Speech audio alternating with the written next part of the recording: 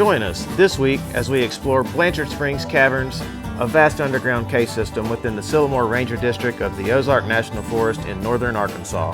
With ample places to camp, miles of trails, a natural spring, a beautiful lake for fishing, and a stream for swimming, Blanchard Springs Caverns is guaranteed to be fun for the entire family. Our tour was scheduled to start at 1:20 p.m. and we checked in at 12:50. With a little time to spare, we toured the souvenir shop and the boys played in the outdoor recreation area.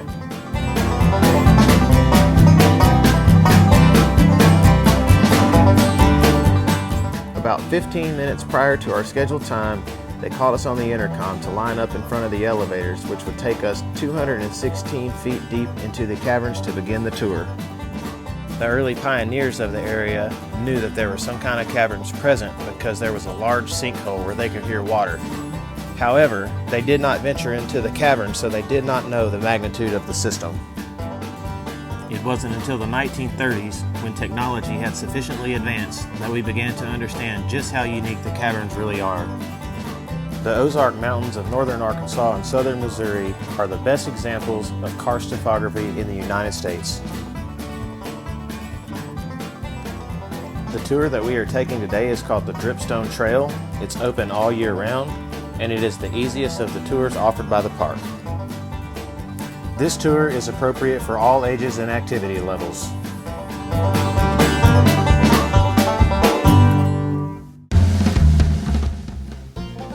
The second most difficult trail is called the Discovery Trail. It's only open in the summertime. It is approximately 2 hours long.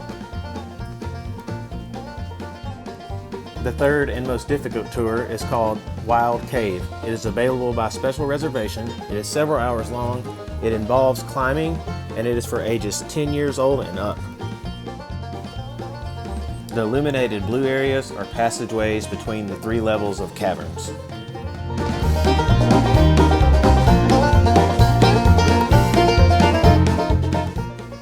In the 1940s, the cave workers, who had just returned from World War II, named this formation the Battleship.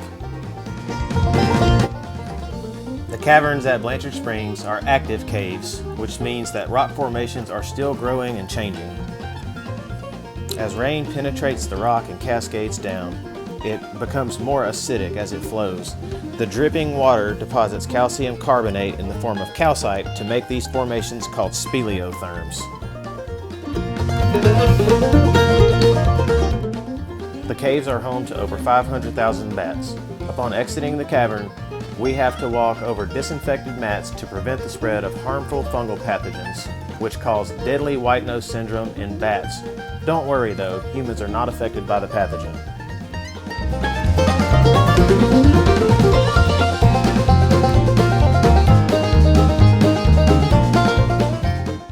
After exiting the cave, don't drive off just yet. There's still plenty more sights to see and places to explore. There are plenty of trails for hiking, including the famous Ozark Highling Trail nearby. After the American Civil War, a veteran pioneer named John Blanchard homesteaded the site, where he built a grist mill on the spring. In 1900, the site was acquired by Stephen Mitchell, who operated the mill until 1928.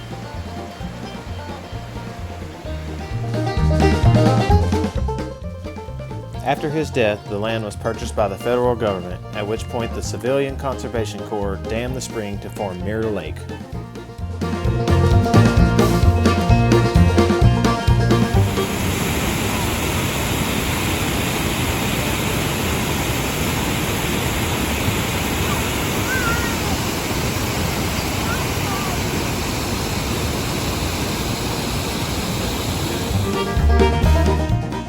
Mirror Lake is stocked with trout, and fishing is allowed as long as one adheres to statewide fishing regulations. The next stop of our adventure was Blanchard Spring itself, and it is beautiful. The spring captures water from an 18 square mile watershed, and it averages 10 million gallons per day.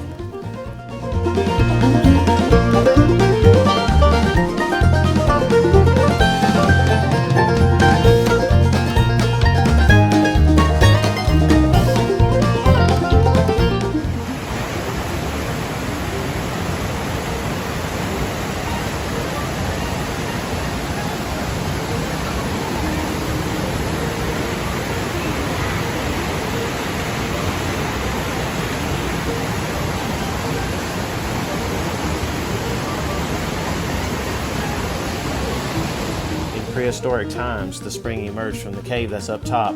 At some point, there was a cave-in, and it re-emerged at its current location.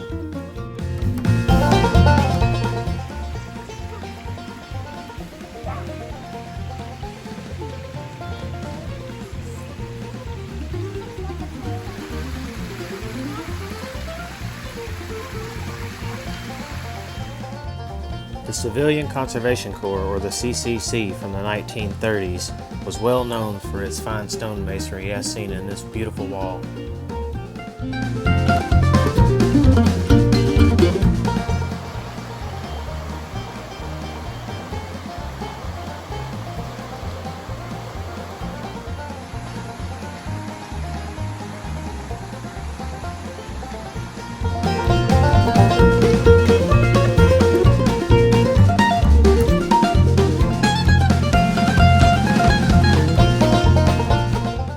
Thank you for joining our family as we ventured through Blanchard Springs Caverns today.